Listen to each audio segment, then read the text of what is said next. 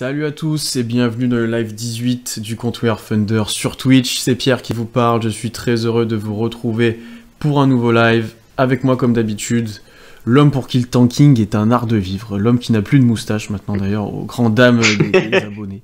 Comment ça va Constant? Bah ça va, alors bienvenue pour ce live tank où on évoquera tous les plus grands tanks de la Seconde Guerre mondiale puisqu'ici on est devenus des spécialistes. Quel type de tank? Quel type de tank, pour quel type de terrain, pour quel pays aussi, l'évolution du tank au fil des années. Puis on vous fera un petit tuto rasage aussi, apprendre à raser votre moustache. On aurait dû faire convenablement.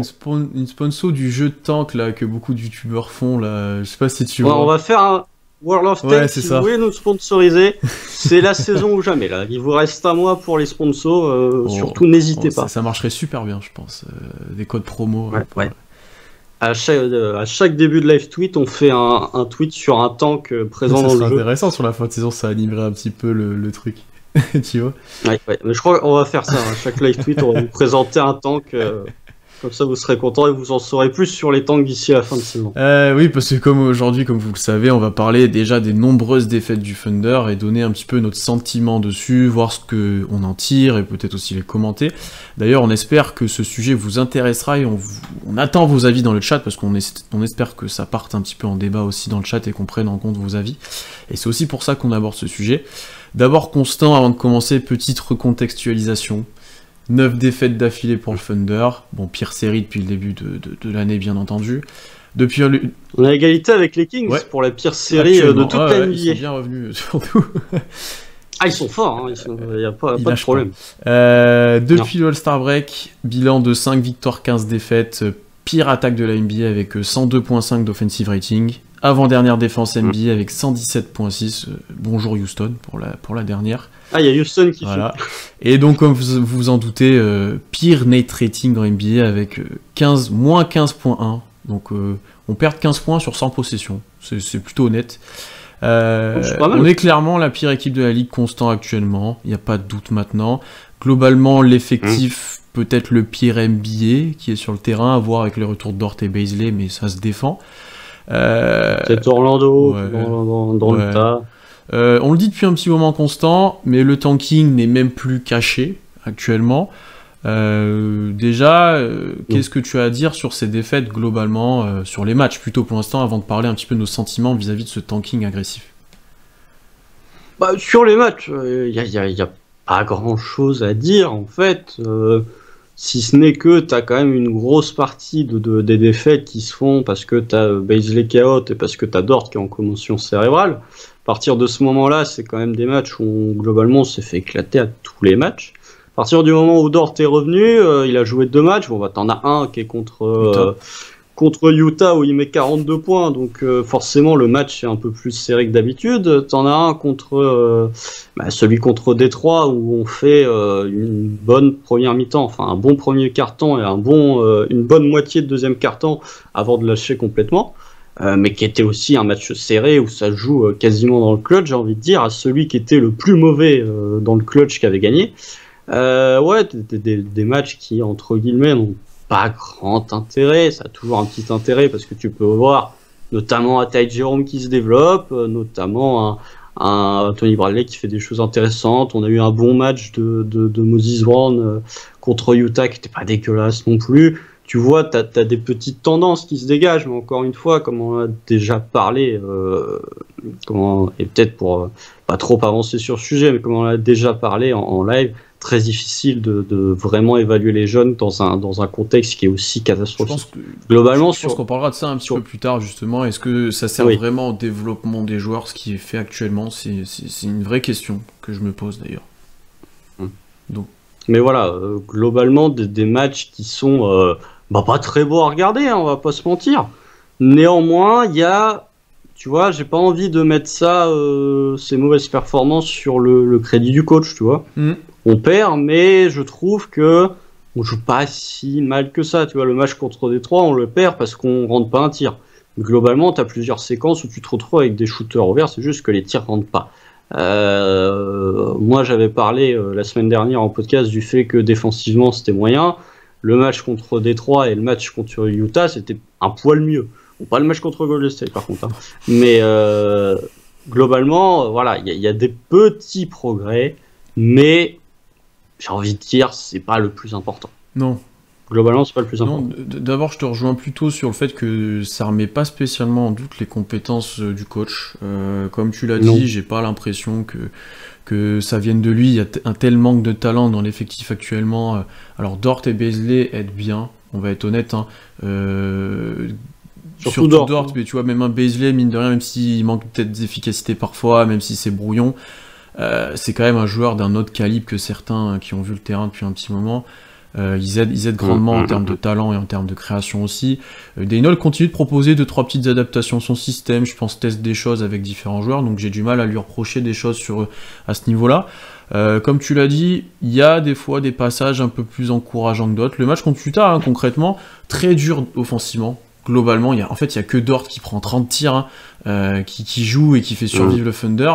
Mais en première mi-temps, on est plutôt dans le match. Un très bon premier quart-temps d'ailleurs, où tu voyais Utah un peu endormi. Après, Utah était pas endormi du back-to-back. Utah fait pas un grand match. Utah était pas dans un grand match. Je pense pas qu'il nous ait pris très au sérieux, honnêtement aussi. Le premier quart, non. Après, ils ont commencé parce qu'il y a 31-14, si je dis pas de conneries. Donc, c'est à ce moment-là où Dort, déjà, c'est un peu calmé. Dort, il fait un gros premier quart et un gros quatrième. Il y a quand même une baisse de régime entre deux qui est normale. Hein. Parce que bon, déjà, Dort a 42 points, je pense que personne ne l'aurait annoncé. Mais ouais, un match qui est peut-être le plus intéressant, entre guillemets, depuis le retour du match. Sursaut d'orgueil aussi, parce que tu prends un énorme run au troisième quart-temps et t'es bien derrière, et tu reviens en toute fin de match où t'es à 3 possessions presque de Utah. Et après, tu fais une erreur. Je me souviens d'un lay-up de Robbie complètement loupé, par exemple. Alors ça, celui-là, il est incroyable. Pour l'avoir fait en live, j'ai dit mais c'est pas possible. Donc tu vois, plutôt intéressant. Plutôt intéressant dans certains passages. Je suis contre Détroit. Après, honnêtement, le niveau était assez faible globalement. Ça se défendait bien. Oui, mais je te disais niveau global des deux équipes, quoi. Enfin, je pense que les joueurs du banc étaient largement plus, qui étaient en civil sur le banc, étaient tous bien plus forts que ceux qui avaient sur le terrain des deux côtés. Donc ouais, c'est dur en fait d'analyser ces matchs-là parce que voilà, manque de talent, des joueurs qui sont pas là depuis très longtemps. T'as quand même une petite, c'est un peu mieux qu'avant en termes de connexion entre les joueurs, de comment ils se trouvent, de collectif, voilà. Tu sens que petit à petit, à force de jouer ensemble, ils se trouvent un peu mieux qu'avant. Ouais, tu développes. Ils se trouvent un petit peu mieux qu'avant. Ouais, tu développes des connexions. Tu vois aussi, quand même, j'ai envie de te dire, dans tout ce marasme, tu vois quand même des tendances qui se dégagent au niveau des joueurs. Tu vois des tendances de qui potentiellement peut être là l'année prochaine et qui potentiellement sera utile dans une saison de tanking, mais ne verra pas le terrain l'année prochaine. C'est ce qu'on a dit dans le dernier podcast, c'est un point que j'avais souligné, c'est de choisir un petit peu qui serait là et qui ne serait pas là dans le futur. Et je vais réagir avec une première question qui peut être intéressante. Est-ce que la différence du niveau de l'équipe avec et sans Horford peut être bénéfique pour son futur trade cet été au même titre qu'un SGA, tu vois, Horford c'est préjudiciable. Pourquoi pas? Parce que honnêtement, lui aussi, il a un impact assez fort sur ce que faisait le Thunder. Pas en début de saison, en fait, où quand il y avait encore un peu de monde à côté, tu voyais des mecs qui arrivaient à compenser un petit peu son manque. Il y avait par exemple Muscala qui jouait aussi, ça a aidé un petit peu. Par contre, là, depuis qu'ils aient mis repos, il y a quand même une grosse différence, ça je suis d'accord. Est-ce que ça augmente sa valeur? Je pense pas. C'est dur à dire, parce qu'il y a tellement un gouffre de niveau d'expérience avec ceux qui jouent actuellement que tu as du mal à te dire que c'est que t'es corps. Enfin ouais, c'est... Non, et puis surtout, si tu es une équipe, une autre équipe, est-ce que tu vas vraiment avoir le raisonnement de te dire, il n'y a pas à Horford, ils sont vraiment mauvais, donc sa valeur à nos yeux augmente? Je suis pas convaincu. Oui. Ouais, c'est dur à dire, mais en tous les cas, sa valeur ne baisse pas pour l'instant, on n'est pas... Elle baisse pas, tu vois. Déjà, s'il avait... Par contre... Là, dans ce sens-là, on n'est pas d'accord. Par contre, si tu retournes le truc dans le sens inverse, tu peux te dire, si Horford avait joué pendant cette période, on perd tous les matchs, là, je pense que pour le coup, sa valeur aurait baissé. Ou s'il serait blessé aussi, par exemple. Aussi. Et on a une autre question liée à Horford, donc j'en profite pour la prendre. Est-ce que si on joue l'année prochaine, on veut essayer de gagner, est-ce que ça vaut pas le coup de la garder? Bon mentor, bonne mentalité. Je pense que l'année prochaine, on sera pas dans le mood de gagner. Ça me paraît un peu trop tôt. Ça dépend de la draft. Ça dépend un peu de la draft, mais ça me paraît tôt. Je parierais plus sur 2 ans, on le dit souvent. Est-ce que ça vaut le coup de le garder? Je ne sais pas. Vu comment il a été traité là, ça me paraît compliqué de revenir la saison prochaine en disant bah tu rejoues maintenant. Non, et puis moi j'en ai déjà parlé un peu sur Twitter dans la projection d'un effectif, que ce soit pour le Thunder ou que ce soit la projection d'un effectif en NBA dans le futur. Je suis pas convaincu que donner 27 millions à un poste 5 soit vraiment une excellente chose. Sauf si c'est des Jokic ou des Embiid, des Towns, des joueurs qui sont des franchise changers. Je pense que globalement, je pense que je le répéterai tout le temps, je suis plutôt satisfait avec un poste 5 à rim runner et qui est capable de défendre à 12 millions plutôt que d'avoir un pivot au-dessus de la moyenne mais qui n'est pas intergénérationnel à 20. Non, je suis d'accord. Avoir un Clint Capella pour moi me va très largement et je préfère dépenser mes sous ou mes pics de draft sur d'autres postes. Tu parles en terrain conquis, Constant, avec moi sur ce point-là. Ton sentiment maintenant sur ces défaites, d'ailleurs c'est quelque chose que je rappellerai, mais c'est quelque chose dont j'ai pu parler hier dans le podcast d'Unkebdo qui va sortir prochainement, donc je vous inviterai à écouter. Ton sentiment toi sur les défaites, je sais que tu veux perdre, après on peut se poser la question sur Twitter, en fait je lis les questions en même temps donc je dis un peu n'importe quoi. On peut se poser la question sur la manière des défaites, etc. Toi, comment tu vis à ce moment-là? Qu'est-ce que tu penses de ce qui est fait actuellement? Alors moi, vous le savez si vous écoutez les podcasts depuis l'intersaison dernière, nous quand on a fait notre stratégie de l'intersaison, rappelle-toi, moi j'étais pas passé par 4 chemins, j'avais dit il fallait virer tout le monde et il fallait lancer le tanking le plus rapidement possible. C'est ce que OKC a fait.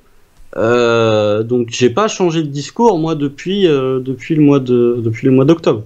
Moi je suis toujours dans cette optique de toute façon ce n'est pas en terminant 12e de la conférence Ouest ou avec le 23e ou 22e bilan de la NBA que tu seras capable d'avoir des hauts pics et que tu seras capable vraiment de franchir un step dans ta reconstruction.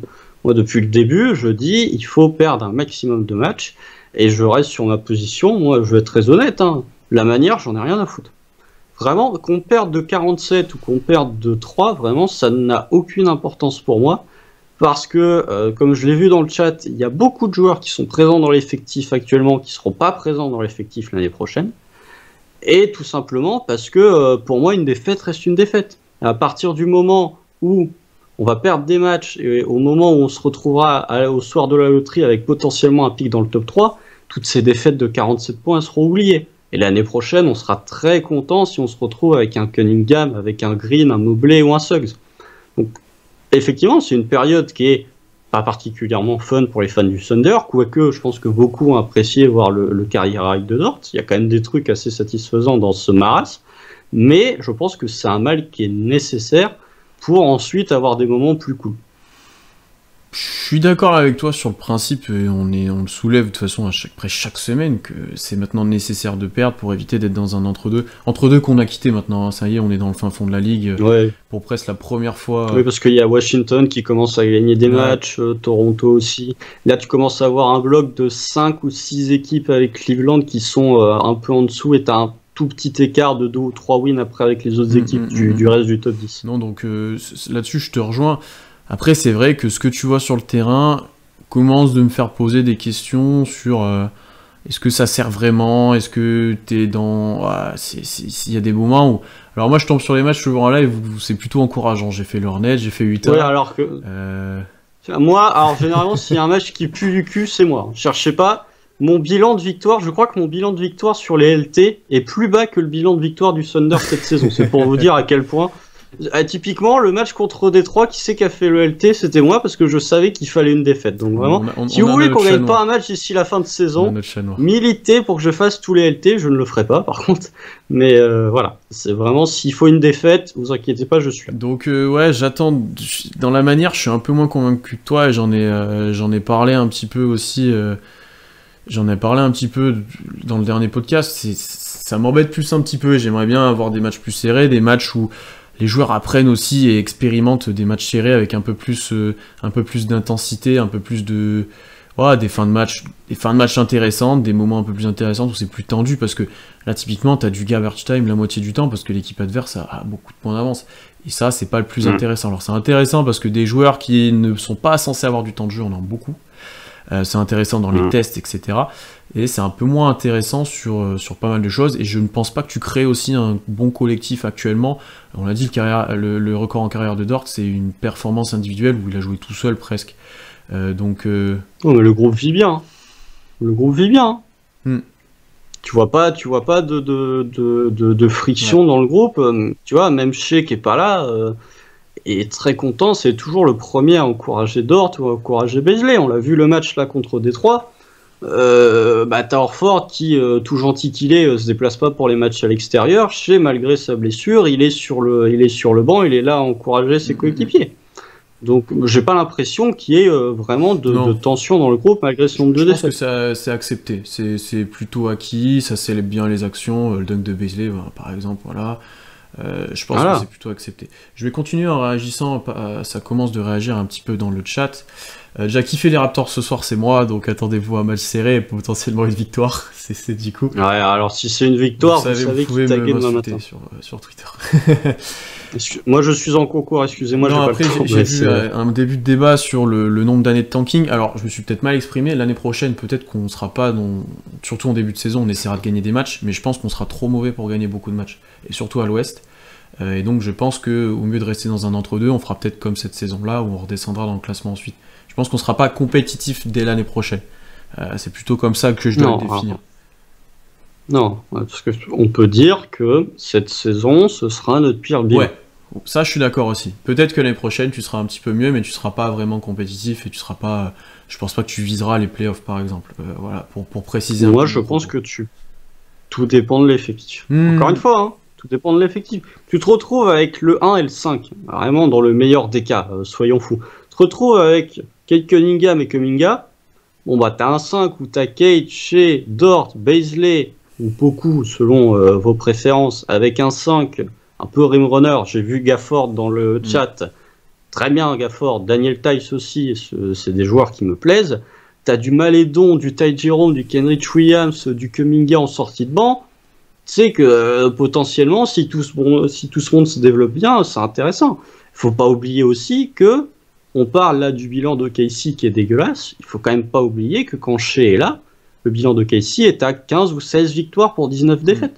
À partir du moment où Shea a joué, Casey était en course pour le play. T'es au moins moyen. Shea était trop bon pour tanker. C'était même pas le Thunder qui était trop bon pour tanker, c'était juste Shea.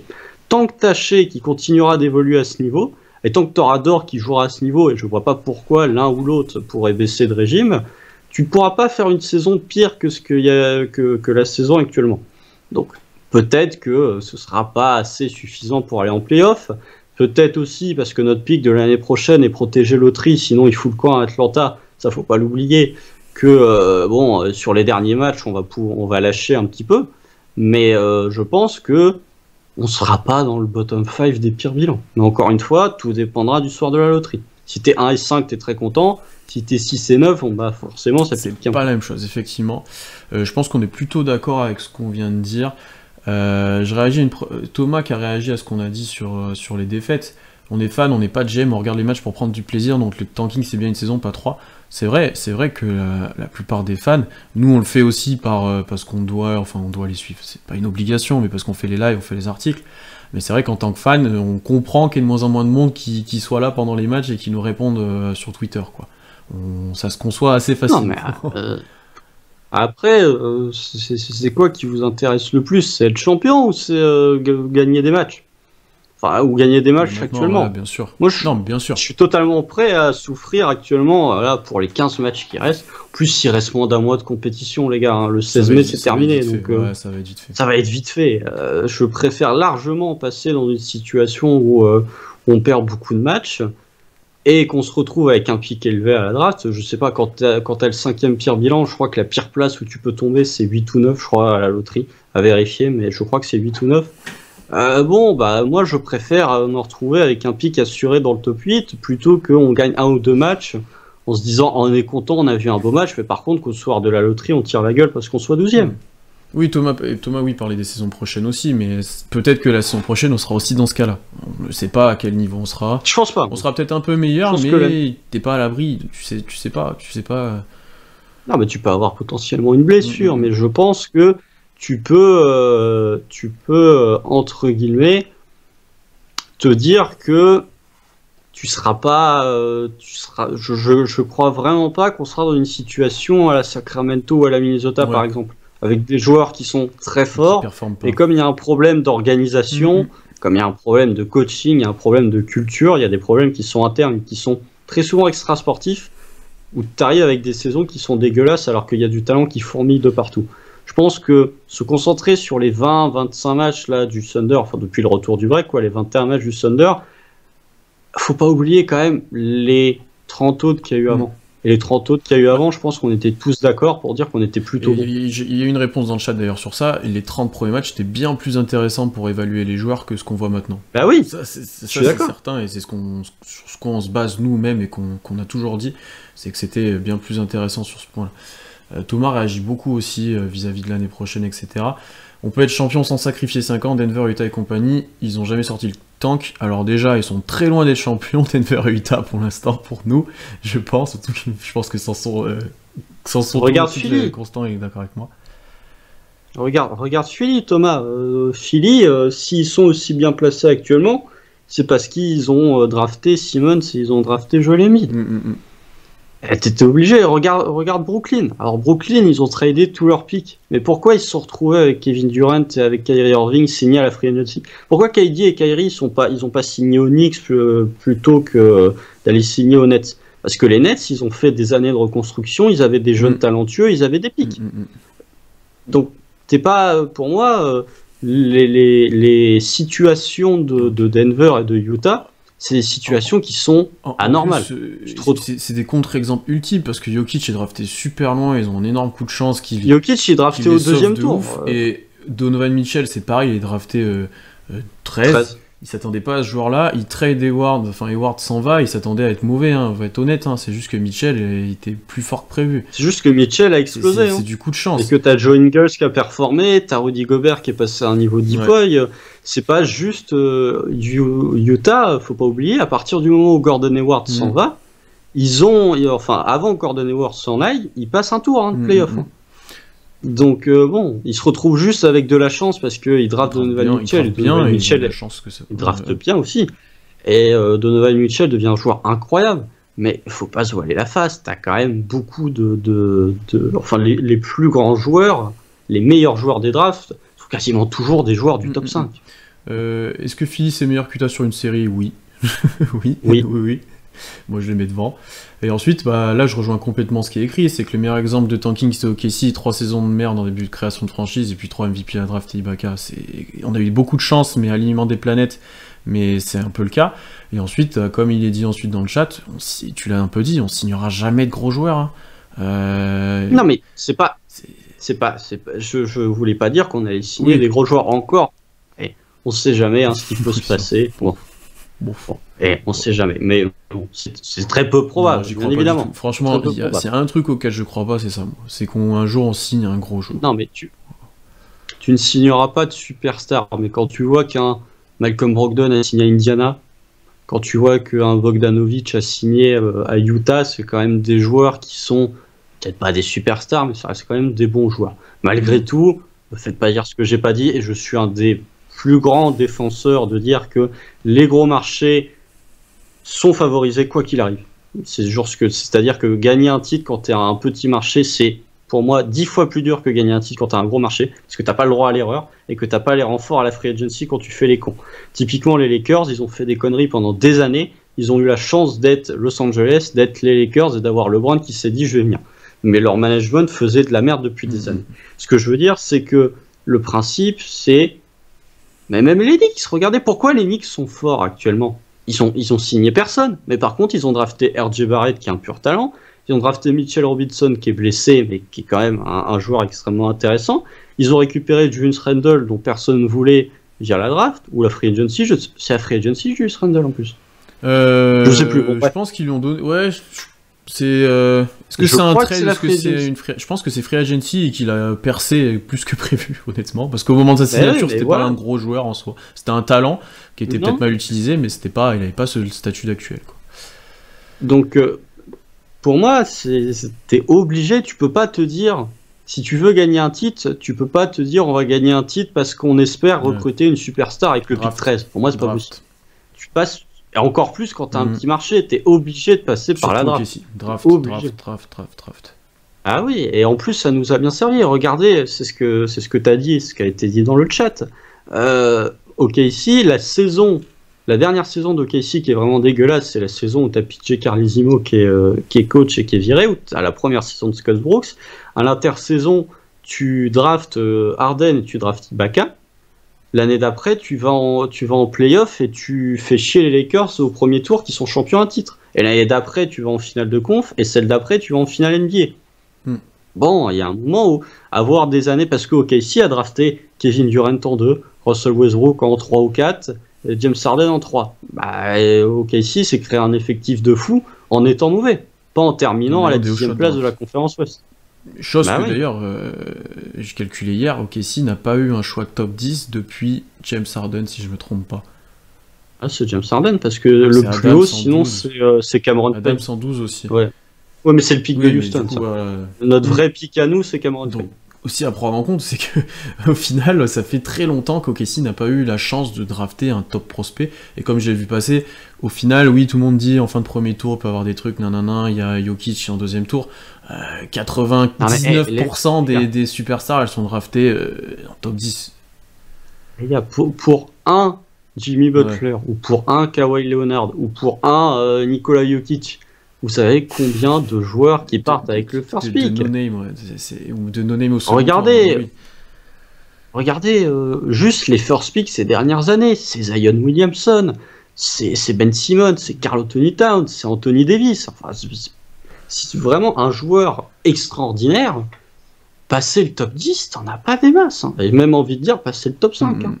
Globalement, des joueurs qui se révèlent. Donovan Mitchell est un excellent joueur. Bon, il y a le contre-exemple Jokic qui va être MVP cette saison et qui est potentiellement avec Embiid le meilleur pivot du monde. C'est une anomalie. Donovan Mitchell. Est-ce que vous mettez Donovan Mitchell devant des Zion, devant des Anthony Davis? Ça se discute. Donovan Mitchell est un joueur exceptionnel, mais est-ce qu'il est vraiment du niveau des joueurs qui ont été sélectionnés en 1 Non. Je suis d'accord avec toi. Il faut arrêter de tout le temps croire qu'il y aura des surprises à la draft, etc. Il y en a peut-être une par an même. Il y en a toujours.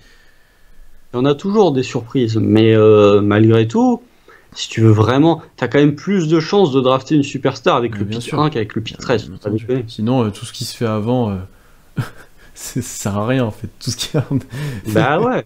Après, je vous vois dans le chat me citer des Markel Fultz, ou dans le sens inverse, me citer des Giannis ou des Draymond Green. Mais encore une fois, est-ce qu'un Draymond Green était devant, je ne sais pas moi, qui a été drafté? L'année de Draymond Green, c'est 2012. Le first pick, c'est quoi? C'est Anthony Davis et Damian Lillard. Est-ce que, enfin, le top 3, c'est Anthony Davis et Damian Lillard. Est-ce que vous mettez Draymond Green devant Anthony Davis ou devant Damian Lillard? Bah non. Non. Draymond, c'est... Alors, je ne vais pas utiliser le terme role-player pour Draymond, mais c'est le lieutenant ultime. C'est le lieutenant ultime. Mais c'est pas le joueur qui va te porter au titre. Le joueur qui te porte au titre, c'est Steph Curry qui est drafté en fin de top 10, c'est Klay Thompson qui est drafté en tout début entre 10 et 20. Ce sont des joueurs qui sont draftés haut. C'est pas Draymond Green.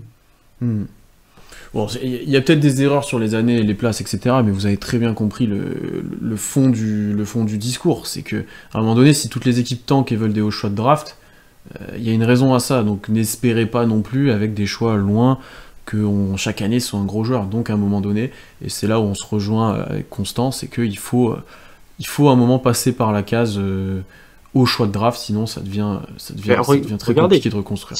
C'est l'exemple que moi je cite tout le temps. Regardez Détroit.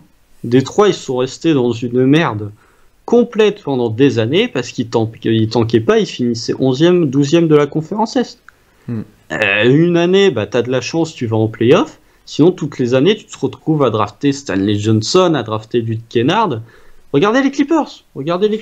Ils ont fait une année de tanking. Ils ont drafté Shea.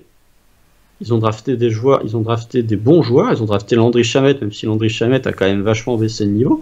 Ils ont drafté des joueurs intéressants. Bah voilà le résultat. Donc vraiment, je pense pas que se battre pour la 10e place chaque année soit vraiment la bonne solution si ton optique finale c'est de gagner un titre. Non, je suis plutôt d'accord avec toi. Je suis plutôt d'accord avec toi. On va enchaîner avec une question là qu'on a un peu teasée. Est-ce que ces défaites actuelles servent réellement au développement des joueurs? Parce que, honnêtement, de ce qu'on voit sur le terrain avec des joueurs qui ont des fonctions qui dépassent largement leur capacité de base, même un Lou Dort qui bat son record en carrière, je suis pas sûr que dans sa carrière il refasse un match avec autant de tirs, autant de ballons et autant de points. Honnêtement. 31, non, c'est compliqué. Ouais, je pense que voilà. En fait, je pense de mon côté que pour certains joueurs, c'est intéressant parce que ça leur permet de progresser sur des choses sur lesquelles ils n'auraient pas progressé en temps normal. Pour le coup, je vais reciter Lou Dort, ça lui permet d'évoluer balle en main, par exemple. Un Bazley, par exemple, depuis son retour, avec les défauts qu'il a, s'exprime plus, a plus de ballons, je pense, et plus agressif. Il a progressé au drive. Il a progressé au drive aussi. Il rentre pas un tir, mais il a progressé au drive. Donc, lui, ça lui sert. Après, il y a des joueurs pour moi, ça ne sert pas. Un Théo Malédon, je ne suis pas sûr que ça lui serve énormément ce qui se passe actuellement, où il est entouré de pas vraiment de bons joueurs, là où pour moi c'est intéressant pour lui de l'être, plutôt off-ball, plutôt avec des bons joueurs, plutôt avec des joueurs intelligents, etc. Un Mykhailiuk, je suis pas sûr que ça lui serve énormément non plus, parce qu'il prend des tirs sur lesquels il n'est pas le plus à l'aise non plus. Je suis pas sûr que ça leur serve. Voilà. Je vois Théo se développe beaucoup plus, oui, parce qu'il a des ballons, etc. Mais dans son rôle futur, je suis pas sûr que pour moi c'est pas lui qui s'épanouit le plus dans cette optique-là en fait. Et je suis pas sûr qu'il fasse ses meilleurs matchs actuellement. Je préfère largement quand il jouait à côté de Shea ou d'Orford par exemple sur certains passages. Un Poku, ça lui sert beaucoup. Moi, je considère que lui, avec les ballons en main, l'agressivité, surtout que maintenant il y arrive mieux, etc., ça lui permet de développer des armes. Là où d'autres qui sont un peu plus près, ça leur sert moins. Oui, alors, encore une fois, il y a cette optique de se dire, déjà, sur la dizaine de joueurs qui jouent là actuellement au sein de l'effectif du Thunder, on a 6 qui seront dans l'effectif l'année prochaine, dans la rotation active. Et c'est quelque chose que je voulais ajouter quand on parlait aussi des drafts, etc. Sur les joueurs que vous voyez actuellement dans l'effectif, dans 4-5 ans, ou peut-être quand le Thunder sera compétitif, souvenez-vous notre live d'il y a 2 semaines, il y a peut-être quoi 2-3 joueurs maximum qui seront là. Il y a Dort, Malédon, et voilà. Et encore, on dit eux, ça sera peut-être d'autres, mais globalement, il y aura 2-3 joueurs qui seront là. Donc, et encore une fois, je vois beaucoup de gens parler de la culture de la loose. Tu vois, de dire perdre des matchs et développer la culture de la loose.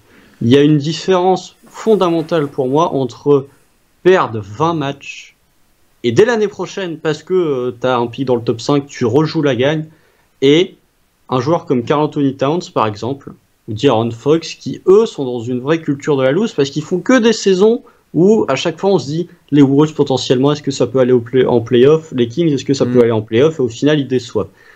Je pense pas que tu établisses une culture de la loose sur 25 matchs. Non. Vraiment. Je pense pas. La culture de la loose et de pas se battre, elle s'établit sur plusieurs saisons. Et encore une fois, est-ce que tu peux vraiment établir, comme tu l'as dit, il y a très peu de joueurs qui vont s'inscrire dans le futur du Thunder à très long terme. Et ces joueurs qui vont s'inscrire dans le futur du Thunder à très long terme, c'est qui? C'est Shai Gilgeous-Alexander qui a déjà fait 2 campagnes de playoff. C'est Luguentz-Dort qui a déjà joué une campagne de playoff. C'est des joueurs, leur première saison, c'était pas juste on est nul. Hein. Shai, à chaque fois, il s'est retrouvé avec des minutes importantes en playoff. Lou Dort, j'en parle même pas. Si cette saison, tu vas perdre 25 matchs, les mecs vont pas switcher de mentalité comme ça. Faut pas déconner non plus. Il y a une vraie différence entre perdre 25 matchs et perdre 4 années de suite. Non, mais ça, je peux être que d'accord avec toi. Et surtout que ces joueurs que tu cites, c'est ceux qui te font gagner des matchs pour le coup. Clairement. Clairement. Je pense pas que tu te pénalises collectivement et pour ton futur. Pour moi, après, c'est dans le développement individuel que c'est peut-être un petit peu plus compliqué de juger. Tu vois, est-ce que c'est vraiment utile? Il y en a pour qui c'est fortement utile. Un Ty Jerome, par exemple, aussi, a beaucoup de la balle en main et permet de voir autre chose que de voir du 3 points off-ball, quoi. Ty Jerome, je le dis, hein, il est meilleur que Malédon actuellement. J'ai aucun problème avec le fait de le dire. Ty Jerome est meilleur que Malédon depuis 2 semaines. En même temps, Ty Jerome, c'est peut-être un de nos 3 meilleurs joueurs actuellement. Non, mais alors en fait, c'est compliqué de comparer les joueurs, enfin de vraiment évaluer cette fin de saison et de l'exporter, enfin de l'extrapoler plutôt sur la saison d'après, parce que t'as plein de joueurs qui n'ont pas du tout le même rôle. Plein de joueurs qui n'ont pas du tout le même rôle. Je pense que des joueurs comme je ne sais pas moi, Robbie ou comme Moses Brown, si potentiellement ils se retrouvent dans les rotations l'année prochaine, auront leur petite quinzaine de minutes en sortie de banc, mais on n'auront pas 28 en tant que starter. C'est toujours difficile de comparer de comparer une performance sur 28 minutes et de se demander si un joueur est capable de faire la même sur 15. Là, c'est le point où je suis plutôt d'accord. Mais, encore une fois, je trouve pas ça dramatique étant donné que, comme je l'ai dit tout à l'heure, sur la dizaine de joueurs dans notre rotation active, t'en auras peut-être 6 ou 7 qui seront vraiment dans la rotation l'année prochaine. Donc, je sais pas, voilà, pour moi, c'est pas gênant. Tu vois, si on perdait avec Shea qui joue, là, pour le coup, je serais un peu plus dérangé. À partir du moment où, encore une fois, Shea est pas là, je suis pas particulièrement inquiet. Non, moi, je suis plutôt d'accord avec toi. On va continuer d'explorer l'actualité et ces matchs. Une petite question qui me vient à l'esprit et qu'on a vu passer en début de chat, c'est par rapport à Gabriel Deck et Micic dans le futur. Quel intérêt tu vois, toi, à Deck, d'ailleurs, qui n'est pas encore à Oklahoma, apparemment, qui reste un peu en Espagne? Est-ce qu'il va vraiment jouer cette saison? C'est une vraie question. Ou est-ce qu'il a été signé pour le salary floor? C'est une autre question aussi. Ou pour l'année prochaine? Oui, peut-être. Est-ce que tu vois réellement un futur à ces joueurs-là? Pourquoi ces joueurs-là, qui sont un petit peu plus vieux, est-ce que ça sera eux les cadres? Mais c'est assez compliqué, sachant que ça sera des rookies bien qu'expérimentés. Est-ce que c'est possible de les voir trader avant même qu'ils mettent un pied dans l'Oklahoma aussi?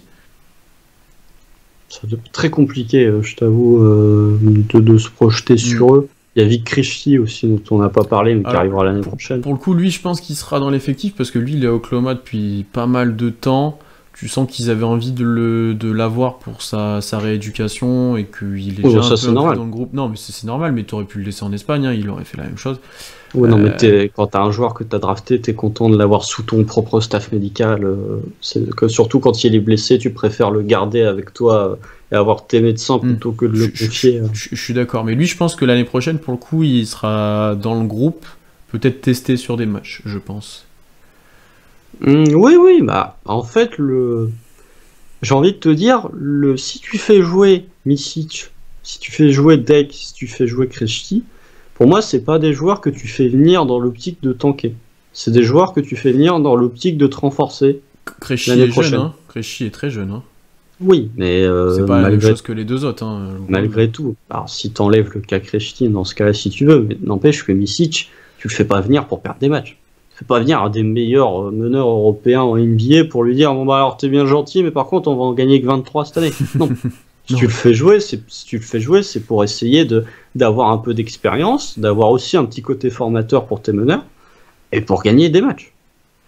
Donc, moi je pense que les signatures, entre guillemets, c'est la signature pour Deck et le fait d'avoir récupéré Micic en trade, au moment du trade d'Alorford, et le fait que ça a été annoncé qu'il sera chez nous l'année prochaine.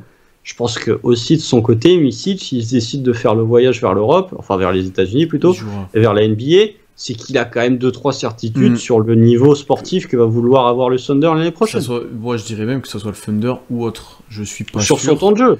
Moi je suis pas sûr, et je crois que son agent a fait une décla un peu en mode oui il va venir, mais puisque ça sera Oklahoma, c'est pas fait.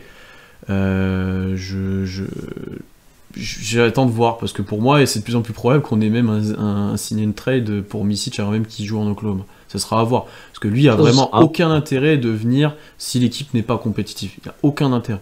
Donc c'est assez dur d'estimer ce qui va être fait avec Deck notamment aussi, qu'est-ce qu'il peut donner en NBA, etc. Sachant que c'est des gros joueurs d'Euroleague. Hein. C'est des gros joueurs d'Euroleague. Plutôt intéressant là-dessus. On a une question. Moi je vois juste un commentaire de Joe Danielos. Mauvais exemple, vraiment mauvais exemple.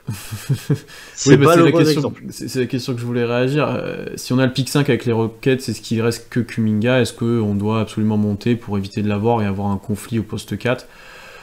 il faut le prendre, à un moment donné, il faut du talent plus que du fit à la draft, et qu'il y a un vrai gap entre le 5 et le 6, donc monter coûtera trop cher peut-être pour ce que c'est. Donc, Attends, c'est quoi la question? est-ce qu'on doit absolument monter si on est 5 et qu'on a que Kuminga au lieu de, on a le de le 5 prendre? avec les Rockets et qu'il reste que Tu Kuminga. n'écoutes pas ce que je dis, Constant. Non, mais en fait, intéressant. je me posais la question de Sam 29.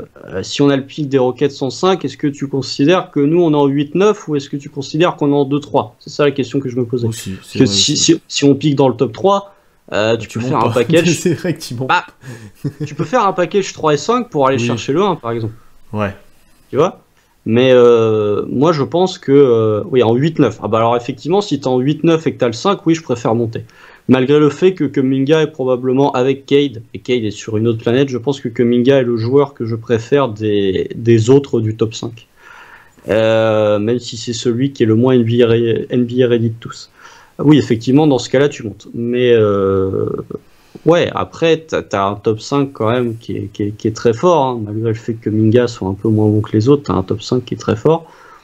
Si tu peux essayer de monter, alors si t'as déjà un pic dans le top 5 de base, bon bah t'es très content. Si t'es en 8-9, je pense que t'as plutôt intérêt de monter. Je suis d'accord.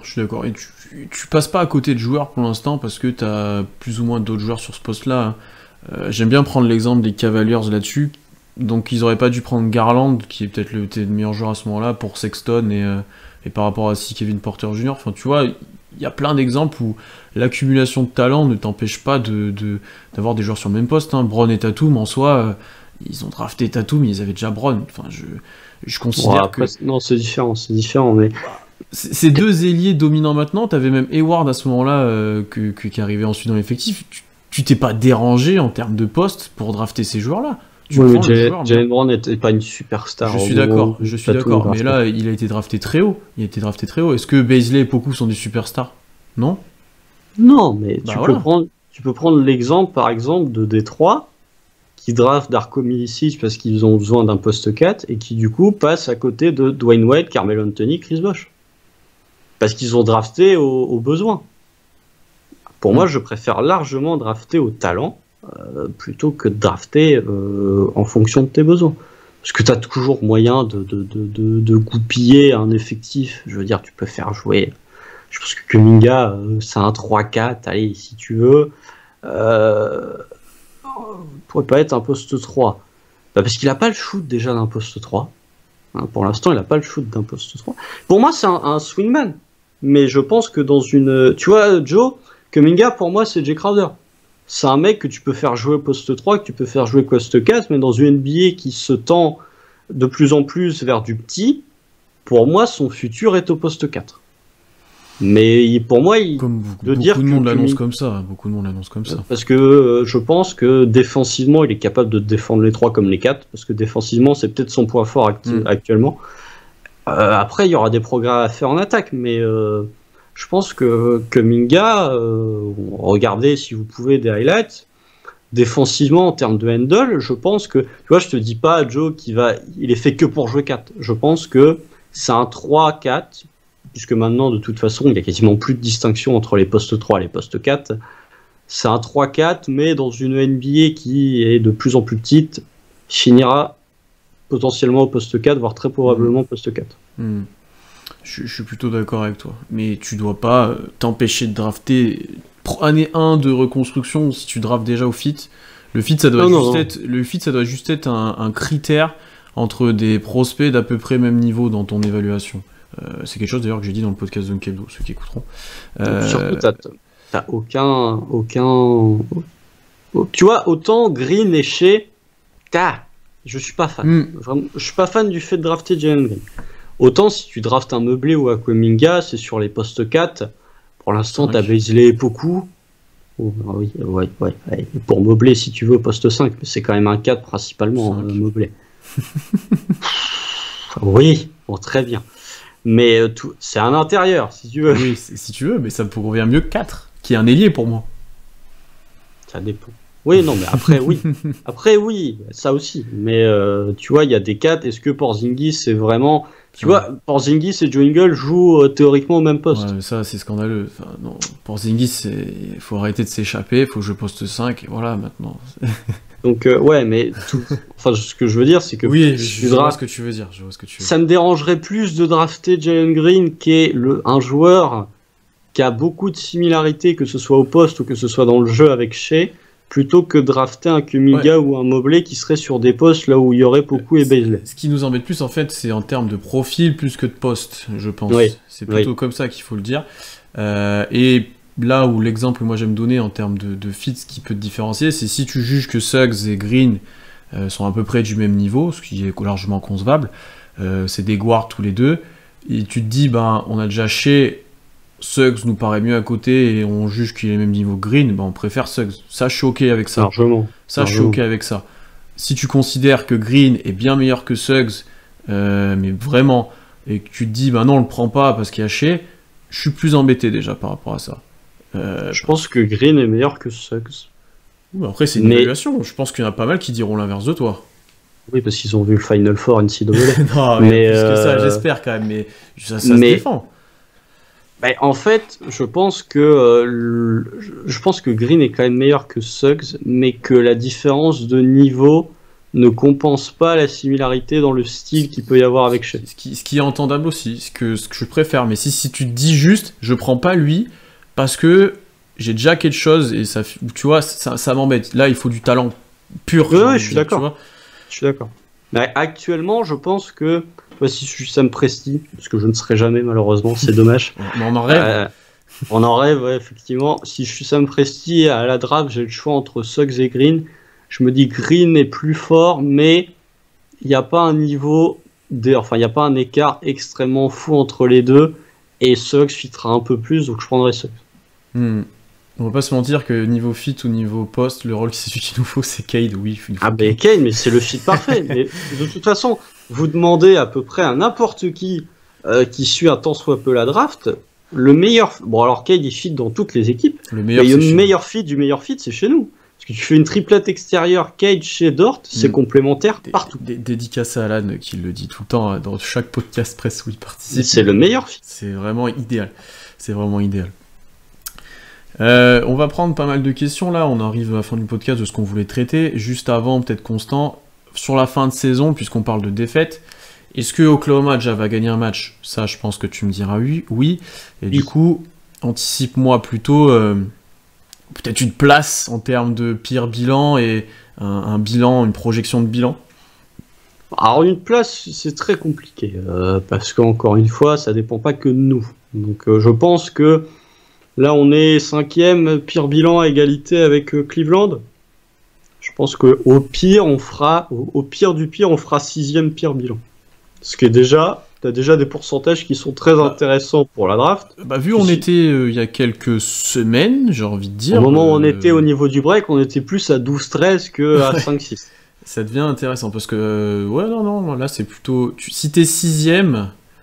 T'as 40% d'être dans le top 4. 40% dans le top 4 et tu seras au pire top 10, très probablement 7 ou 8. Au pire. Ouais. Au pire.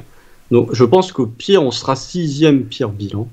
Houston, comme on l'a déjà dit 20 000 fois, Houston et Minnesota, à moins d'un run de Minnesota, potentiellement ce qui pourrait arriver, sait-on jamais. Je pense que Houston et Minnesota seront quand même assez intouchables d'ici la fin de saison. Surtout Houston. Détroit. Moi, j'y crois potentiellement, mais ils ont un calendrier qui est pas évident, donc difficile. Je pense que Orlando a beaucoup de confrontations directes avec des concurrents pour le tanking. Orlando peut potentiellement gagner des matchs, mais encore une fois, est-ce que ça va suffire? Je ne sais pas. Je pense que pour nous, je vais un peu la jouer en touche en disant je vais pas donner de place. Je pense qu'on sera entre 3 et 5. Vraiment entre 3 et 6 au pire. Meilleure situation, on est 3, pire situation, on est 6. Et je pense par contre qu'on sera à moins de 26 wins. En gros, on gagne 5 matchs max d'ici à la fin de saison, sachant qu'il en reste 16. T'as moins de 33% de victoire. Moi je pense que si on en gagne bien, 5 c'est très bien. Ouais. Je vais être honnête avec toi. Enfin, ce sera un bon bilan. Où la série de victoires va s'arrêter, je suis plutôt d'accord avec toi avec ce que tu t'as dit. Où ça va s'arrêter, ça peut se faire. La série de victoires, t'as dit. Oui, la série de défaites, j'ai trop l'habitude. Série de victoires pour le tanking, hein, oui, c'est des grandes victoires. C'est Ça peut se soir éventuellement, peut-être Non. gagner. C'est assez inquiétant les Raptors en ce moment. Non, ils ont fait tourner du monde. Oui, c'est non, vrai qu'ils ont fait tourner sur le dernier match et que là, bon. là, ça revient. En plus, c'est. Enfin, chez eux, entre guillemets, parce que ça attend pas. Washington, Indiana, Washington. Non. Je suis pas convaincu que t'en gagnes. Si Washington, parce qu'ils peuvent faire les cons. Hein, Oui, c'est jamais ça. oublié quand même Washington. Ils peuvent faire ça, oui. Sixers, Après- sauf s'il y a personne, tu gagnes pas. Boston, Tu encore gagneras moins. pas. En back-to-back en plus. Les À New Orleans, pourquoi pas? Tu vois, s'il y New a des Orleans, de temps en absents, temps, ils ont un match en dessous, mais bon. Il y a ceux contre Sacramento en fin de saison aussi, potentiellement, mais on va gagner un match, on sait pas lequel. Mais globalement, on va gagner peut-être un contre match. Sacramento en fin de saison, par exemple. Ouais. Match comme ça. Vous pensez que si on a un pick 4 ou 5 à la draft, une possibilité de monter en 1 via trade, ça va être très compliqué.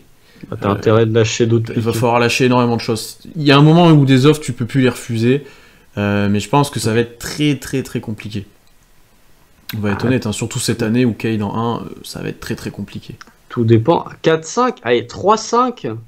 T'es une équipe qui a le first pick, tu te dis, je peux quand même drafter Green et Suggs, n'importe quoi. Je peux quand même drafter Green parce que Mobley partira peut-être en 2. J'ai l'impression. Je peux drafter Green et Kuminga. Si en plus je récupère des picks, pourquoi pas. Mais il faudra quand même lâcher une pure offre pour récupérer le 5. C'est une question qu'on avait, est-ce que tu fais le 3 et 5 contre le 1? Oui, toujours. Je préfère une grosse star individuelle que deux joueurs qui seront très forts mais qui sont quand même moins bons. Le problème, c'est que, comme on l'a dit, 3 et 5, t'as peut-être pas exactement ceux que tu veux, qui partiront en peut-être celui que tu préfères en 2 et après un. Ouais, ça se fait, hein. Moi, je fais le 1. Toujours. Ensuite, qu'est-ce qu'on a d'autre comme question? Oui, c'est vrai que contre New Orleans, ça fait quand même Steven Adams et Moses Brown, mais surtout Zion Williamson contre Isaiah Roby. Non, mais je l'ai. Ah oui, à Beasley, pardon, excusez-moi. Je fais pas beaucoup mieux comme match-up. Oui, pour le coup, c'est pas un match-up très favorable pour Mais Beasley, alors c'est le pire pour lui. après Zion Williamson, contrairement à certains qui prétendent que c'est un joueur lambda, il fait quand même une pure saison. Hein. Il y a que Hachimura qui lui pour le coup hors Thunder, hein, mais quel incroyable défenseur. Vraiment lui à partir du moment où il va vraiment se développer en attaque, il va devenir vraiment excellent. C'est comme Avdija, je sais plus. Avdija qui est sous-utilisé par Scott Brooks, mais lui aussi va devenir un pur joueur. Ça, c'est. Alors, ça, actuellement, c'est un peu mieux. Il y a un moment où il était sous-utilisé, mais il était aussi très nul quand il était utilisé. Donc, c'était assez compliqué. Là, il est utilisé comme spot-up. C'est terrible. Ah oui, je suis d'accord avec toi, que son rôle lui convient pas, il avait perdu confiance et du coup, il était pas bon. Ça je l'entends complètement. Mais ouais, Hachimura, oh là là, le joueur est vraiment défensivement. Ce qu'il a fait à Zion. Il y a très peu de joueurs qui ont été capables de le faire cette saison. Ceux qui sont là régulièrement, vous noterez que Constant parle de Washington, alors qu'il ne regardait aucun match de Washington apparemment. Et qu'il nous taillait parce qu'on suivait Westbrook à Washington. Notez bien. Il y a une différence entre regarder les matchs de Washington en intégralité et s'intéresser à la manière dont Zion peut être défendu. Tu vois, le match de Washington, bon, bah, déjà j'étais pas en concours, enfin j'étais en concours donc je l'ai pas regardé en direct. Par contre, t'as des séquences où quand j'ai vu que Zion avait fait 6 fautes et il avait marqué 21 points, je crois. Mais je me suis dit, Hachimura a dû faire un taf de fou. Il y a Gafford aussi, qu'on nous cite dans le chat, qui a été très bon ce match-là. Gafford, il est excellent. Mais du coup, je me suis dit, je vais mater des séquences où vraiment tu vois Hachimura défendre sur Zion. Je me suis pas fait le match en intégralité, hein, je vais pas vous mentir. Hein, parce que Washington, même si c'est mieux en ce moment, j'ai d'autres choses à foutre. Très clairement, j'ai d'autres choses à faire. Mais non, mais parce que voilà, moi j'étais vraiment intéressé de voir la performance d'Hachimura. Ça faisait plusieurs matchs où il s'était retrouvé face à des gros défenseurs où il avait cartonné. Et du coup, ouais, j'ai eu envie de mater des séquences où c'était vraiment Hachimura en défense sur Zion pour voir comment il avait réussi à le stopper. Non, après, on va pas partir sur Washington, hein, en effet, mais oui, effectivement, sur Zion, c'est pas trop un match-up favorable, mais il y a peut-être de quoi faire, à voir si Beasley est capable. Ce sera intéressant, ce sera un bon test pour lui. On l'a dit, on l'avait cité d'ailleurs, on va enchaîner sur lui, pourquoi pas d'ailleurs. On l'avait cité dans les joueurs à suivre, là on le voit de plus en plus. Il y a un peu de tout. Il y a un peu de tout. Comme souvent avec Beasley. Ouais. Il y a plus, j'ai envie de dire, il y a plus de mieux que de moins bon, ce qui était l'inverse en début de saison. Ouais. Il rentre juste pas ses tirs. Mais le reste, il y a quand même un axe de progression. Ouais. Ses drives, il a progressé. Oui, il finit mieux. Je suis très fan de ses dunks. Alors pas parce que l'action est spectaculaire, mais parce qu'il monte vraiment en fait. Il hésite pas. Alors qu'on souligne que ce que j'ai mentionné tout à l'heure par rapport à toi et Washington. Je suis assez content. Oui, non mais Les vrais savent. est-ce que vous m'avez entendu dire que je regardais les matchs de Washington en intégralité? J'ai pas dit ça. Non, j'ai pas dit ça. J'ai juste dit que je voulais regarder les séquences où Hachimura. Je sais pas si c'est pire un fan du Thunder qui est à Washington pour Hachimura et pas pour Westbrook. Voilà. Bah écoute. Westbrook est incroyable d'ailleurs. Bah, j'étais le premier. T'es quand même assez mauvaise langue, hein, parce que quand Westbrook fait des triples-doubles, le premier à tweeter avec le compte en disant rappel à tous ceux qui venaient nous expliquer qu'il était fini. C'est pas toi, c'est jamais moi. Moi je fais sur le compte perso. Donc voilà, il y a un moment où il faut arrêter de me faire passer pour un hater de Westbrook. Hein. Non, je suis très content qu'il cartonne. Je dis juste, j'attends moi le moment où il va y avoir le play, par exemple. J'ai trop bête. Non, pour revenir à Baisley, effectivement, beaucoup plus agressif. On sent qu'il se pose plus trop de questions, et ça, c'est quelque chose qu'on attendait. Souvent, il démarre fort, c'est ce qu'on nous dit actuellement. Il démarre fort, et après, ça devient plus compliqué sur le fil de match. Est-ce que ça a un lien peut-être avec que lui démarre fort et s'échauffe bien, et pas les autres? Parce que souvent, les premières minutes d'un match NBA, c'est tranquille, on a envie de dire. Il y a très peu d'équipes. Il prend les initiatives en début de match. Ouais, c'est ça. C'est aussi ça. Il est peut-être plus servi, peut-être plus utilisé. Je sais pas si on voit beaucoup de création, mais par contre, il est beaucoup plus balle en main que quand il y avait Shea, etc.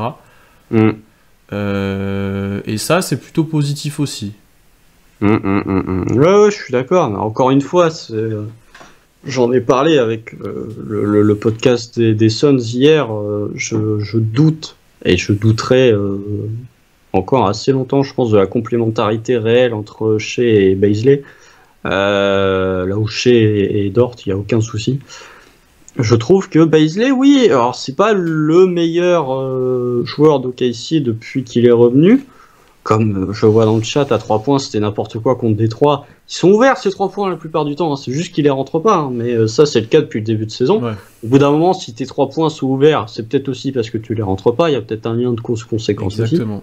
Mais je trouve que dans l'intensité, dans l'agressivité, je vais y arriver, il y a une progression par rapport à ce qu'on a vu en début de saison. Je suis pas allé checker ses pourcentages de réussite sur les drives, mais je pense qu'ils sont largement en progrès par rapport à ce qu'il y avait en début de saison. Donc il y a des progrès. Après, il y a encore d'autres domaines dans lesquels il se doit de progresser. Non, je suis d'accord. Son tir est inquiétant extérieur sur cette année. Alors il y a des flashs où tu te dis c'est pas possible qu'il soit maladroit toute sa carrière. Mais il faut qu'il recommence de mettre dedans, parce que si les drives sont de plus en plus efficaces, il va être attendu de plus en plus sur ça, et il va devoir mettre des tirs pour que les défenses sortent de nouveau. Il va falloir trouver une solution à ça, où tu peux pas shooter à 20%, je ne sais combien. Il a 29, 28 je crois. Ouais, là depuis qu'il est revenu, je suis pas sûr qu'il soit à 29 ou 28, honnêtement. Je vais vous dire ça, je sais pas, non mais il doit être à moins de 25 là. Ouais, c'est pour ça que je pense qu'on est pas loin des 20%. Alors, effectivement, sa défense est bien, et ça, elle l'est par contre depuis le début de saison. Oui, c'est le cas depuis le début de saison. Honnêtement, c'est le gros point positif de Baisley, et 23% à 3 points depuis le retour du break. Et sa défense, ça joue directement sur les performances d'OKC, hein. C'est quand même largement mieux depuis qu'il est là que depuis que Robbie était titulaire, quoi. Ouais, je suis d'accord. Non, bah après, voilà. Baisley, j'ai vu dans le chat des gens dire je suis d'accord, enfin je pense vraiment que Poku va prendre sa place. Moi, dans une optique de 5 l'année prochaine, je préfère avoir Poku en 4, encore une fois, pour cette question de complémentarité avec Shea, par exemple. Je trouve que Poku est beaucoup plus, dans son style de jeu, est beaucoup plus complémentaire, déjà parce qu'il commence à avoir un bout de shoot avec Shea que Baisley. Et je pense que l'année prochaine, peu importe qui on draft, hein, j'aimerais bien voir un banc avec Malédon et Baisley qui drivent le banc. Avec une relation en pick and roll entre les deux, où t'as... je pense qu'ils pourraient, les deux, que ce soit Malédon ou Baisley, pourraient bien s'exprimer en sortie de banc. Moi, je suis trop chaud sur notre banc l'année prochaine, hein. Enfin en projection, mais que ça soit Malédon ou Jérôme, que t'aies Kenrich, que t'aies peut-être Baisley ou Poku, que j'aime bien, peut-être Michael Youth que moi j'aime vraiment bien, Je suis vraiment chaud sur notre banc. J'attends presque plus parce que chez Dort, tu sais que ça va. Alors, on va s'hyper dessus, c'est sûr. Même beaucoup. On va s'hyper aussi sur beaucoup. Oui, bien sûr. Mais est-ce qu'il sera titulaire ou pas, on peut se poser la question. Ça dépend. Encore une fois, ça dépend de la draft, tu vois. Si t'as un poste 5 rim runner, tu vois, par exemple Gafford ou Daniel Tice, t'as plus envie d'avoir beaucoup au poste 4. Alors que si t'as un 5 qui écarte un peu, tu préfères limite avoir un Bazley titulaire au poste 4 parce qu'il va être capable un peu plus de défendre l'intérieur et de prendre du rebond défensif. Tu considères que Tice c'est un rim runner, toi? Est-ce que, alors j'ai pas les stats sous les yeux, mais est-ce que Tice prend vraiment beaucoup de shoot à 3 points? Je pense qu'il en prend quand même pas mal et qu'il joue quand même plutôt au large. Mais Gafford est un super exemple pour le coup, ça j'aime bien. Tice il en prend 2,5 tirs à 3 points par match. Est-ce que c'est vrai? Ouais, allez. Mauvais exemple pour Tice, effectivement. Non, mais je sais pas, si tu préfères, tu vois, si t'as Richie Knowles, on parle tout le temps de Richie Knowles. Très bien. Gafford était un bon exemple aussi. Ouais. Gafford aussi, mais si t'as Richie Knowles, par exemple, bon bah t'as plus envie d'avoir beaucoup au poste 4 que si t'as un joueur type Porzingis, c'est-à-dire un 5 qui s'écarte, t'as plus envie d'avoir un Bazley parce que Bazley va te prendre des rebonds défensifs et va te défoncer l'intérieur, il va être capable de défendre l'intérieur. On a une question là, quel serait votre 5 idéal pour l'année prochaine en comptant la draft? Alors ça c'est dur. Ça c'est dur. Ça... Bah, Cade, Shea, Dort, beaucoup, Gafford. Non mais Gafford, ou Richie Knowles. Pourquoi on parle de Gafford et Hobbs? Enfin, on ne va pas avoir ces joueurs-là. Hein? Pourquoi on parle de Gafford? J'ai lu la question du chat. Oui, non mais oui, je sais pas pourquoi on parle de Gafford et Hobbs. Mais tu sais pas. Et Gafford, ça reste un jeune, écoute... Il est en contrat, je sais pas quel contrat il a, mais... Attends, on va checker. Non, mais alors, note 5, bon alors, sans citer de joueurs, attends, juste, on va checker le contrat de Gafford. Non, Gafford, il est encore sous contrat jusqu'en 2023, donc il n'y aura pas de Washington va pas le lâcher, alors que c'est leur meilleur pivot. Bah, il y a Thomas Bryant qui reviendra l'année prochaine. En backup, il sera idéal. C'est pas faux. Mais, ouais, alors, note 5 de rêve, ce qui n'arrivera pas, c'est chez Cade, Dort, beaucoup, un 5 rim runner qui défend, avec on va dire dans l'effectif actuel Bradley plutôt que Brown. Bradley, tout à fait. On va être honnête. Ouais, mais après, moi, je veux un 5 qui défend, ce qui n'est pas le cas de... Tu vois, Clint Capella, pour moi, typiquement, dans la NBA actuelle, c'est un 5 parfait. Surtout à côté de Poku, les deux seraient vachement complémentaires. Et avec en sortie de banc, Malédon, Jérôme, Kenrich Williams... un mec que tu as drafté potentiellement avec le pic du 8 si t'as pas suivi des Rockets, c'est Bazley. Non, je suis plutôt d'accord avec toi. Après, moi j'aimerais bien avoir Mobley, surtout si on n'a pas le choix 1, parce que tu le mets direct dedans. Je suis pas fan de Mobley. Tu le mets direct dedans et moi j'aime bien et je trouve que le fit est très bien. Moi je l'ai en 2. Je l'ai en 2 au-dessus de tout le monde. Parce que je sais que t'es pas fan, mais pour des raisons obscures que je ne comprends pas. Pour des raisons c'est un intérieur et pour moi c'est pas un mec qui transcende ton équipe. Alors que moi je considère que ça peut être un intérieur, j'ai du mal avec le mot générationnel, mais un intérieur que justement tu peux drafter ce profil-là dans le top 5. Moi je pense que des joueurs comme Suggs, comme Green, que Minga je le mets en dessous, mais que des joueurs comme Suggs, comme Green peuvent potentiellement être plus valuable dans le futur que Mobley. Ça n'en fera pas des meilleurs joueurs, mais je pense qu'ils sont capables d'être plus valuables. Peut-être. En fin de match, je préfère avoir un Green balle en main ou un Sox plutôt qu'avoir un Mobley. Ça se défend. On nous dit, au vu des d'éclat de Steve Kerr, que la timeline de Curry et Wiseman ne fit pas. Est-ce qu'on pourrait aller chercher un Wiseman? Non, ils vont pas le lâcher. Ils vont pas le lâcher, je pense quand même. C'est un gros prospect. Je suis pas trop fan, mais ouais, pourquoi pas. Dans le profil, oui, pourquoi pas, mais je ne pense pas. Est-ce que vous pensez qu'OKC sera agressif sur la free agency? Il y a pas mal de jeunes joueurs à prendre. Ça, c'est intéressant. Agressif, je sais pas. Je pense qu'on va être obligé déjà de dépenser nos sous parce qu'on a tellement de cap l'année prochaine. Surtout s'il y a un trade d'Alorford, on va avoir des sous-sous. Pas oublier quand même qu'il y a une prolongation de Shea qui arrivera durant l'été, probablement. Même si c'est pas, même si elle sera pas effective l'été prochain, faut quand même pas oublier que ça aura une influence sur tes dépenses l'année d'après. Après, dans le chat, si vous avez, je ne sais pas qui a posé la question de dire il y a beaucoup de jeunes, moi, voilà, c'est la question, parce que des jeunes, il y en a, hein, je dis pas le contraire. Là, j'en ai pas en tête, hein, des jeunes qui vont arriver, mais tu vas. Collins. Est-ce que c'est encore un jeune, John Collins? Oui, tu vois, si, ouais, c'est vrai. c'est pas un jeu pour OKC, c'est pas un jeune, tu vois, il a 25-26 ans. C'est vrai. On te dit Markkanen Ball. Markkanen, pourquoi pas? Mais après, t'as déjà beaucoup. Je suis pas convaincu que Markkanen soit la meilleure des idées. Je suis pas fan de Markkanen. Lonzo Ball, est-ce que vous considérez que Lonzo Ball est encore jeune, mais est-ce qu'il est jeune à l'échelle du Thunder? Est-ce que tu as vraiment besoin de Lonzo Ball dans ton effectif? Sachant qu'on considérait que un Justin Jackson était trop vieux, qu'un Kenrich Williams c'est peut-être trop vieux. Kenrich Williams, il a juste été sauvé parce qu'il est le seul de fou, hein. Sinon Ouais. c'est le seul mec de plus de 25 ans qui a été gardé dans l'effectif. Sauvé, donc ça va vite en termes de jeunes, c'est assez compliqué. C'est assez compliqué. Voilà, mais ouais, pour moi, avant tout, je pense que ce sera trouver un poste 5, parce que sinon on va vraiment avoir des problèmes au poste 5. Je pense que la free agency, ce sera ça. Un poste 5, potentiellement se placer sur des agents libres restreints, histoire de faire chier, par exemple, Atlanta. Tu vois, je pense qu'on pourrait peut-être faire une offre sur John Collins, histoire de dire, est-ce que vous matchez? Je pense qu'on va peut-être, notamment peut-être un pivot, je pense que c'est presque indispensable. T'es obligé d'avoir un. Je pense qu'on risque de payer un peu cher des joueurs moyens qui ont un petit pro potentiel, comme on aurait fait avec Diallo s'il était resté, en gros. Non, mais par exemple, un Svi sera peut-être un peu plus payé au OKC s'il reste que dans d'autres franchises, ou des exemples comme ça, parce que on parle de free agency, on a aussi des joueurs signés côté OKC, hein, ils sont pas tous sous contrat. Il y en a plein, il y a Tony Bradley, il y a tout le monde. Donc il y a déjà eux à prendre en compte, et après on verra ensuite qui peut être intéressé sur le marché, mais on vous l'a dit encore une fois, les joueurs ne sont pas forcément les plus intéressés par venir en Oklahoma. Alors peut-être que certains peuvent être intéressés par le projet, des jeunes. Ouais, voilà ce que je voulais dire.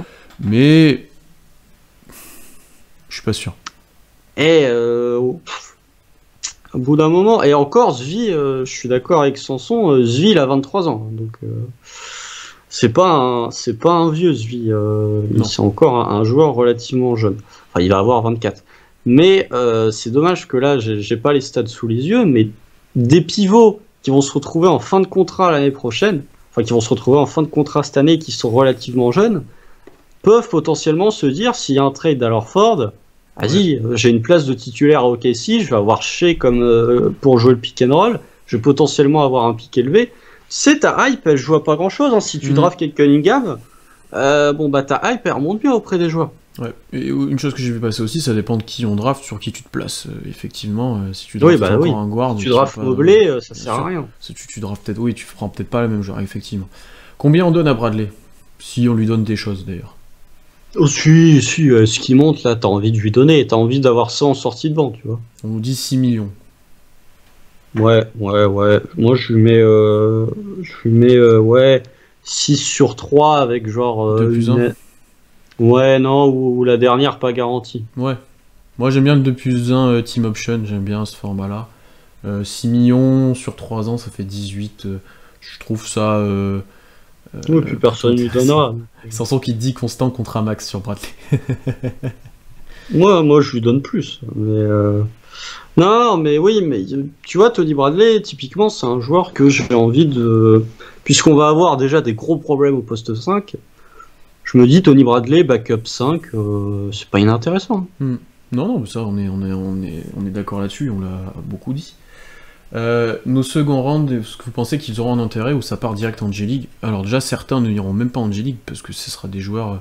allez, en G-League peut-être, mais c'est des joueurs... Si on draft par exemple des Européens qui ne viendront peut-être pas... typiquement, les second rounds, ils n'ont aucun contrat garanti.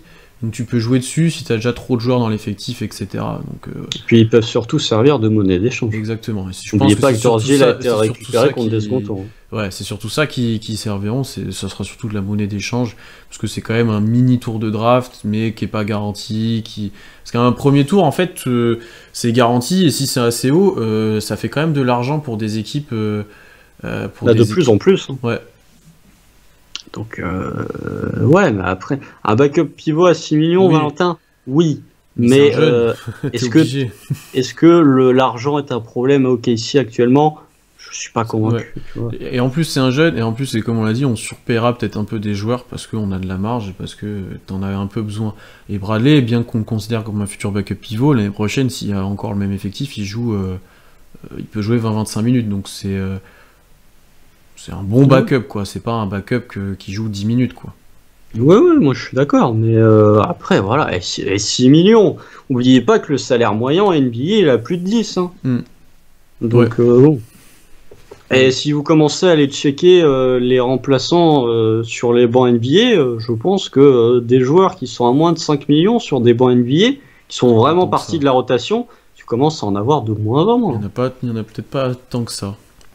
Peut-être pas tant. À part des toués qui sortent un peu de nulle part, ou voilà, mais... Ou des jeunes qui sont en contrat rookie, mais à partir du moment où les mecs signent un contrat, si t'es si t'es backup si t'es sur le banc, t'as toujours un peu de soucis.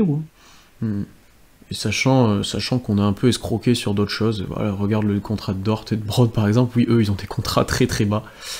Non, mais il y en a un qui a le meilleur contrat de la NBA et l'autre qui est payé plus cher pour rien foutre. C'est sûr. Non, mais encore une fois, Kamel, je suis d'accord, mais au moment où le contrat de Dort a été signé, c'est pas ce joueur-là. C'est avant la bulle. Et Dort, il avait pas fait même son Game 7, il avait pas fait la défense contre Harden. Ouais, et même à ce moment-là, on trouvait ça presque sous-payé. Enfin, c'est vrai. Je pense qu'il a vraiment favorisé Dort, la longueur du contrat et le fait d'en avoir un, en fait. C'est ça. Si vous regardez les antécédents de ce que dit Dort, c'est un joueur qui a toujours été sous-coté, qui a galéré, qui a dû créer sa place, etc. Donc quand tu lui proposes un truc comme ça, voilà quoi. C'est presque automatique. C'est difficile de prendre en contre-exemple le meilleur contrat de toute la NBA. Un Beasley, par exemple, s'il est prolongé par Oklahoma, à mon avis, il demandera de l'argent. Ça n'a pas du tout le même profil. Rich Paul je sais pas. Rich Paul, hein. Aussi, par exemple. Non, mais c'est pas du tout le même cursus, c'est pas la même chose. Il y a différents types de joueurs et différents types de choses qu'ils acceptent, quoi. Bradley a rien prouvé non plus, c'est pas pour ça qu'il faut pas trop le payer. Je dis pas le contraire, mais je pense que potentiellement Bradley peut avoir, et peut-être que 6, effectivement c'est un peu trop, mais malgré tout ça reste un joueur que tu as envie d'avoir en effectif l'année prochaine, que tu as plutôt envie de conserver. Après, ça se trouve, ça sera 3 millions par an et on en sera très content. Hein. Ça sera... Ouais, bah moi je suis content, je préfère toujours avoir une moyenne haute plutôt que d'avoir une moyenne basse. Ouais. Mais voilà. Je pense qu'on va arrêter là, Constant. C'était très cool de parler avec vous. Il y avait pas mal d'activités dans le chat. Je pense que le sujet prêtait aussi à ça et c'était un peu le but qu'on a. Parce que effectivement, comme on vous l'a dit, il n'y a pas non plus énormément de choses à analyser sur ces derniers matchs. On attend que la saison se finisse, que la draft approche, que la loterie aussi arrive. D'ailleurs, par rapport à la loterie, j'annonce déjà, c'est une chose que j'ai décidé presque tout seul d'ailleurs. On fera un live loterie. Moi je suis pas d'accord. Hein, De quoi ? Attends, tu sais pas ce que je vais dire ? Si. On fera un live loterie. Vous allez avoir le droit à la parole et vous allez nous donner des choses, des challenges. Non. Moi je le ferai, je m'en fous. C'est-à-dire. Moi j'ai un veto. Moi je le ferai, il y a pas de problème. C'est-à-dire, en gros, dans les futurs chats, etc., on vous proposerait des choses. Si, par exemple, si a le choix 1, on fera quelque chose. S'ils ont le choix top 5, etc., on va mettre en place des règles et il y aura des challenges. Si ça vous plaît, on peut faire ça. Ça sera marrant à faire. Ne donnez-vous pas n'importe quoi non plus, mais on fera des trucs. Pas de soucis. Tu vas voir que... c'est surtout que si on s'amusera un peu, et par contre, si on a un choix vraiment nul, non, on fera rien, parce qu'on sera trop déçus. Mais si on a des choix qu'on monte bien, ça peut être très drôle à faire. Voilà, j'ai décidé ça tout seul, je le ferai tout seul si Constant pose son veto. Non, mais tout dépend de ce que vous proposez. Si vous proposez des trucs genre saute de ton appartement, non, ça va pas le faire. Alors, non. Tu vois, regarde, on dit hâte de voir Constant avec aller se faire tatouer Moses Brown sur le bras. Non, les gars. Genre ça, non. Voilà. Typiquement. Non. Et oui, idée de moi, pas validée par la team, donc je l'assumerai tout seul s'il faut. Si c'est pas trop loin. Allez pas trop loin, les gars. Reste dans ta merde. Hein. Raser la tête, ouais. On verra. Constant en sueur, ouais, c'est un petit peu le cas. Non. Là, bon, bref, là j'ai déclenché une bombe. Je pense que le truc est lancé. Je pense que moi, je pourrais pas m'échapper vu ce que je viens de balancer. Non, puis tu vas voir, en plus, les gens ils vont tout mettre sur la gueule, tu vois. Ouais, ça va encore être. Fait pas, là. Non, mais oui. Non, mais c'est surtout ça. Moi, ils vont faire des dingueries. Ils vont faire. Je le sens dire. Donc, réfléchissez à comment ça peut être mis en place en termes. Moi, je vais réfléchir aussi. Peut-être si on a le choix 1, telle chose. Si on a un top 3, on va dire 2-3 telle chose. Ou des choses comme ça. Voilà, on va essayer de faire ça. Ça sera encore plus drôle et vous viendrez encore plus nombreux à la loterie. Dans tous les cas, merci à tous pour votre activité. On est de plus en plus nombreux. On approche des 40 des fois là par moment sur le chat en spectateurs. Donc merci à tous. Suivez-nous partout si vous écoutez ça en replay sur toutes les plateformes d'écoute. Bien sûr sur Twitch parce que c'est quand même mieux à regarder sur Twitch les lives en direct si vous pouvez ou même sur YouTube pour voir un petit peu le chat que en audio. Donc n'hésitez pas. J'étais à Dunk Hebdo hier. L'épisode sur OKC sortira demain, donc si vous avez l'habitude d'écouter, ben allez écouter, sinon ça sera très intéressant à écouter, je vous le dis, avec Alan aussi notamment et Ben de Dunk Hebdo. Et voilà, on se retrouve dès la semaine prochaine pour un podcast, on va voir ce qu'on prévoit, et très rapidement en live. Merci à tous. Constant, un dernier mot, peut-être on dit d'inviter Bachelot pour donner son avis sur la culture live, il y a des trucs, ça va être énorme. Ça va être énorme. Alors... non, c'est bon, commande pas sur ça, on va arrêter ce podcast. Si vous voulez me voir insulter quelqu'un pendant 1h30, y'a pas de problème. Hein. Moi, alors vraiment, insulter Roselyne Bachelot, c'est ma plus grande passion. Cool. Ça, entre un mix entre l'insulter et la dépression. Mais alors, si vous voulez, hein, par contre... Si vous voulez, je peux vous faire un podcast cinéma pendant 1h30. Ouais, c'est Constant qui défend énormément la culture et le ciné qui est son autre passion. Donc ouais, pour ça, les petites vannes sur ça, il a bien rigolé. On rigole. Voilà. Donc merci à tous en tout cas, à bientôt et salut. Salut.